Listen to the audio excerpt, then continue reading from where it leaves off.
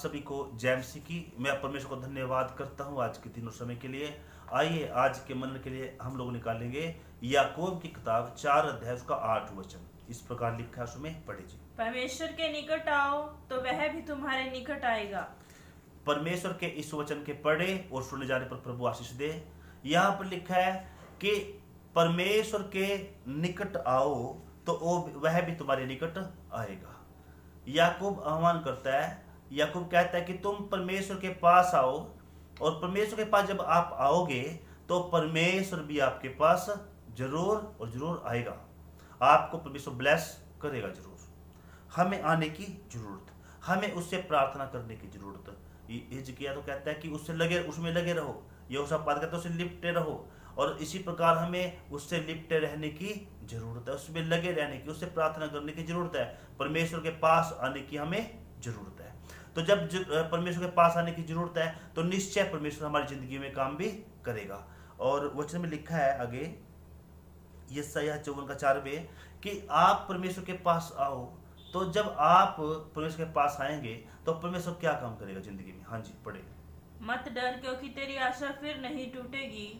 मत घबरा, क्योंकि तू फिर लज्जित ना होगी। परमेश्वर का वचन कहता है परमेश्वर से दूर थे आप, आपकी आशाएं टूटी होंगी, आपकी उम्मीद खत्म हुआ होगा, आपका क्लेश गया ना होगा, दुख उठाया होगा आपने।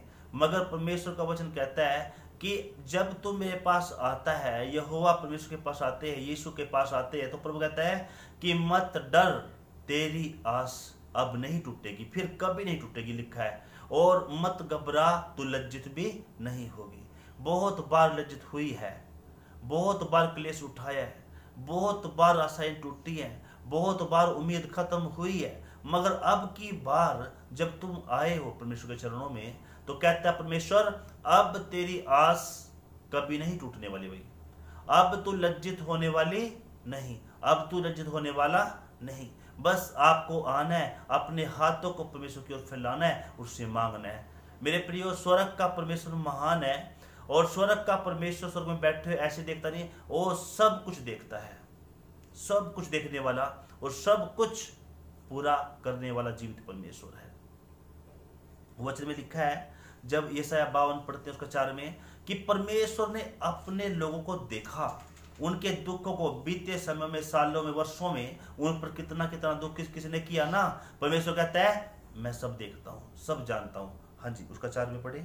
प्रभु यहोवा यूं भी कहता है। यशायाह 52:4 में लिखा है कि परमेश्वर यहोवा यह भी कहता है, सुनिए। हाँ जी, मेरी प्रजा पहले तो मिस्र में हाँ परदेशी होकर रहने गई थी, और असुरों ने भी बिना कारण उन पर अत्याचार किया।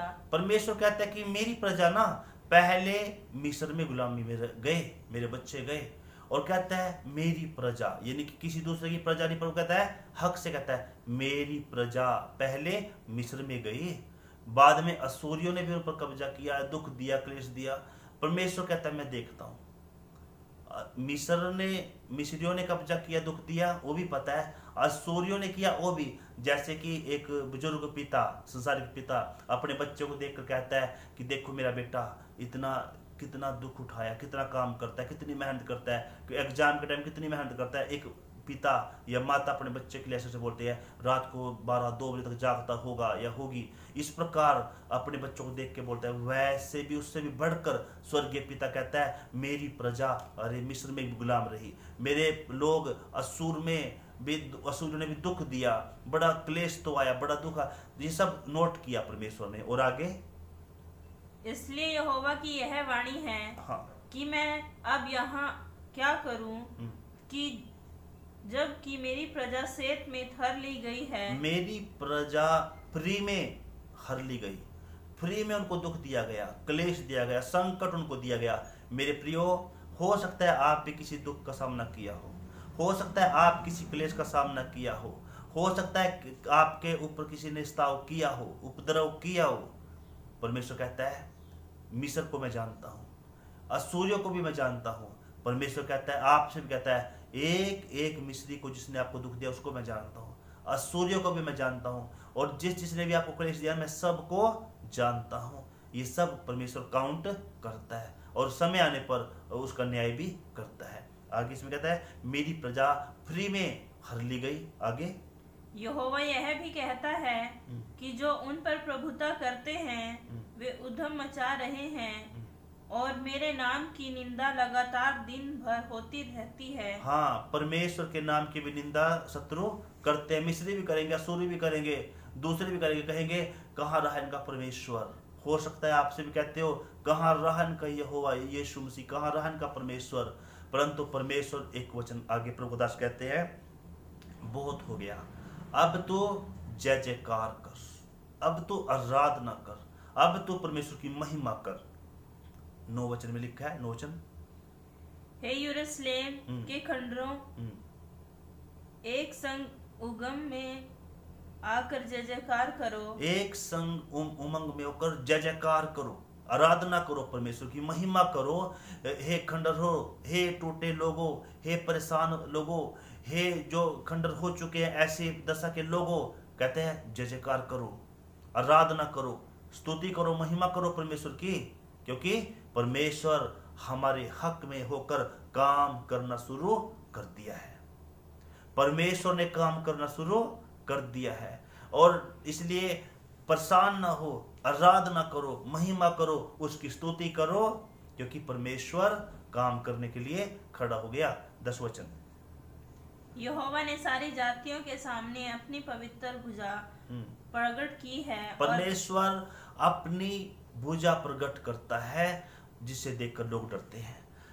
अपनी भुजा प्रकट करेगा, चमत्कार करेगा, अपना भुज बल दिखाकर परमेश्वर आपके लिए काम करेगा, परमेश्वर के लोगों के लिए काम करेगा। चाहे मिस्र हो, चाहे असूरी हो, आपके खिलाफ अंधकार की शक्तियां, दुष्ट आत्माएं, बुद्ध, कुछ भी शक्तियां है या अंधकार है, तो अपनी भुजा परमेश्वर दिखाकर, अपना बल दिखाकर आपको परमेश्वर जयवंत करेगा।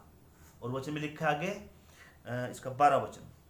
क्योंकि तुमको उतावली से निकालना नहीं और ना भागते हुए चलना पड़ेगा। आपको डरने की जरूरत नहीं, उतावली से चलने की जरूरत नहीं, भागने की जरूरत नहीं। आगे क्योंकि यहोवा तुम्हारे आगे आगे अगुवाई करता हुआ चलेगा। यहोवा आपका बल है, वो आपकी अगुवाई करते करते चलेगा, जरूर चलेगा। और परमेश्वर आपकी महिमा को प्रकट करेगा, और परमेश्वर आपको अपनी महिमा को प्रकट करेगा और आपको आशीष देगा, आपको ब्लेस करेगा। और लिखा है आगे कि यहोवा तेरे आगे आगे चलकर अपनी शक्ति को प्रकट करेगा, आशीष करेगा। तो परमेश्वर के वचन के सुने जाने पर आशीष करे। हमें उसके निकट आना है। वो हमारी आशाओं को पूरा करने वाला, वो हमारी उम्मीदों को भी ब्लेस करने वाला, वो हम पर दया करने वाला, वो हमें आशीष देने वाला परमेश्वर है। आइए प्रार्थना करेंगे। हालेलुया। स्वर्गीय पिता, हम आपका धन्यवाद करते हैं, आपकी स्तुति करते हैं, महिमा करते हैं। जीवित पिता, हम प्रार्थना करते हैं प्रभु, इस समय जब तेरा वचन पढ़ा गया, सुना गया, जितने भी प्रभु तेरे भाई बहन बच्चे प्रभु, तेरे लोग प्रिय जन प्रभु इस वचन को सुनते हैं, सबको आशीष करे, सबको ब्लेस करे, अपने प्रिय लोगों पर दया करे। आपने कहा तुम मेरे मित्र हो, तुम मेरे भाई हो, तुम मेरे बच्चे हो। हे प्रभु, आपने कहा हे मेरी प्रजा, हाँ प्रभु, आप हक रख कर कहता है कि तू मेरा है और मैंने तुम्हें दाम देकर छुड़ा लिया है, तू मेरा ही है। हालेलुया। स्वर्गीय पिता, प्रार्थना करते हैं और जितने लोगों ने प्रभु तेरे कलाम को सुना है, सबको आशीष करे और अपनी महिमा से भरो, अद्भुत कार्य करे और पाप और अंधकार छोड़कर जाते रहे और प्रभु तेरे लोग छुटकारा पाए, अद्भुत कार्य हो। यीशु नाम से दुआ मांगते हैं पिता, सुन और कबूल करे। आमीन। सबको जय मसीह की। बाय।